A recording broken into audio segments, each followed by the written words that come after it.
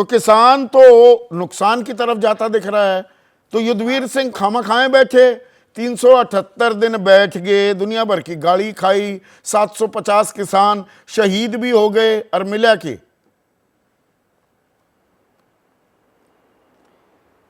देखिए, मिला तो ये कि जो तानाशाही की तरफ ये बढ़ रहे थे उसमें एक ब्रेक लगाया इनको हमने और इनको रोका रास्ते में। लेकिन अब दिक्कत ये है, प्रधानमंत्री अपनी रिपोर्ट को लागू नहीं कर रहे हैं। गुणी प्रकाश जी को ये काम दे रखा है, इनकी कमेटी को दे रखा है। प्रधानमंत्री की रिपोर्ट वहाँ रखी हुई है भारत सरकार के पास। जब ये मुख्यमंत्री थे तो इन्होंने रिपोर्ट दी थी कानूनी जामा पहनाया जाएगा एमएसपी को। ये 2015 में वायदा करके आए थे कि C2+50 से दिया जाएगा। इनके पास रमेश चंद्रा कमेटी की रिपोर्ट रखी है। उन्होंने कहा कि CVSEP का जो तरीका है कॉस्ट निकालने का वो गलत है और उनकी रिकमेंडेशन इनके ऑफिस में PMO में रखी हुई है। तो जब तक ये खाली करेंगे नहीं, कोई काम करेंगे नहीं और इस तरह से किसान को जो है गुमराह करने का काम करते रहेंगे। फिर अगली बात ये हो गई, अब इन्होंने 2275 कर दिया। 2275 की गारंटी दे देंगे क्या ये किसान को?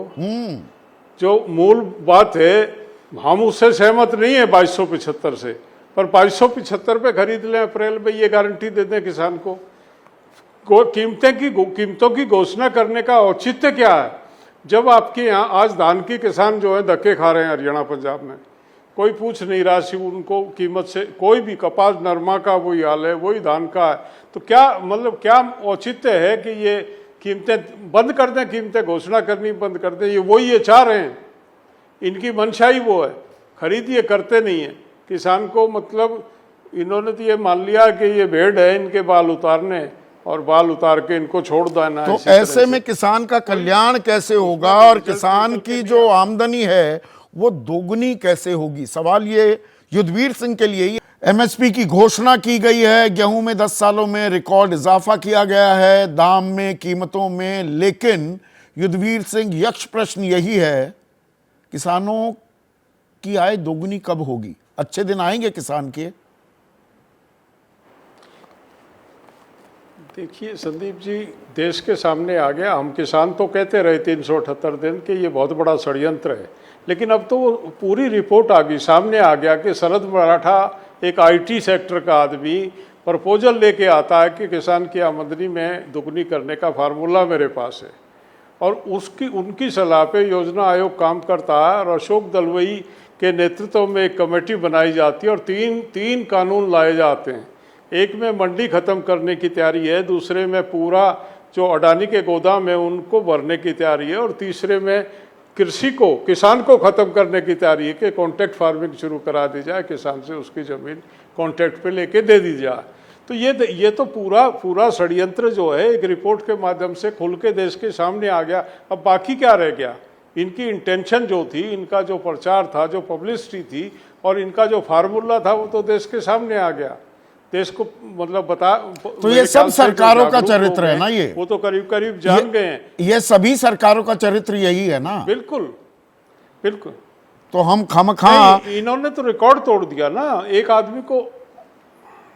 हाँ, बात पूरी कीजिए संदीप जी, इन्होंने तो रिकॉर्ड तोड़ दिया ना। इन्होंने तो निपटाने के लिए FCI के गोदाम तो ट्रांसफ़र हो ही गए हैं, उस ज़्यादातर गोदाम दे दिए गए हैं। अपने उसने बनाए थे अडानी जी ने, वो तो अलग है। जो FCI के एग्जिस्टिंग गोदाम थे वो उसको ट्रांसफ़र हो गए। बस कमी रही तो एसेंशियल कमोडिटी एक्ट को वो ये रिमूव नहीं कर पाए, ना तो अब तक तो शुरू हो जाता सारा गल्ला उसके गोदामों में। तो सवाल यही है, किसान के अच्छे दिन आएंगे या बस हम उन्हें बस ये ज़बानी जमा खर्च से सम्मान देते रहेंगे? जी, अन्नदाता हो, जय किसान। आपकी राय क्या है वो हमसे साझा कीजिए।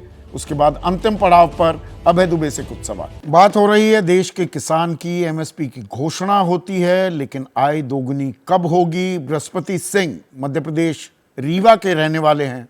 वो कहते हैं देश की राजनीति किसानों को लूटने की है, उनके साथ छल हो रहा है, और ये तमाम सरकारों का यही शगल है क्या?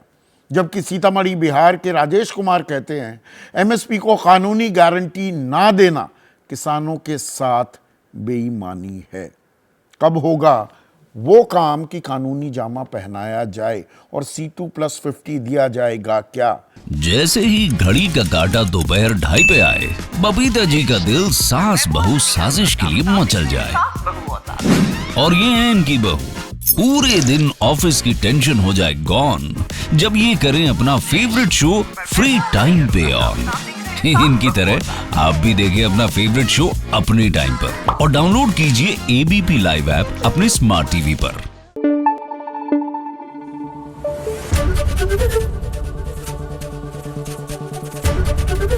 ABP न्यूज आपको रखे आगे।